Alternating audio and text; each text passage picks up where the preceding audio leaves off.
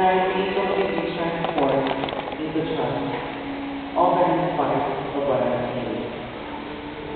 Do not let anything of my suffering, only give me strength together.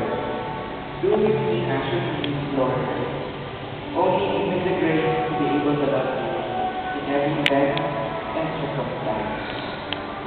Lord, do not lengthen my thoughts of greater things. Only give me the strength that I may be able to drink it all. In closing, let us ask the Virgin Mary to intercede for us by praying the Mother. Remember the Virgin Mary, that never was the thought of anyone who fled to your protection. implore your help or sought the intercession of the blessed Savior. Inspired with confidence, I fly to you, O Virgin of Virgins, my Mother. He who has come before you are times sinful and sorrowful. O Mother of the Word incarnate, despise not my petition, but in your mercy hear and answer me. Amen. In the name of the Father, and of the Son, and of the Holy Spirit. Amen.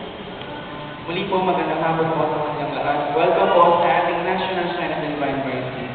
Sa mga nais po na magpatuloy ng kanilang debosyon sa Divine Mercy, available po ang ating mga press materials sa souvenir shop sa ibaba.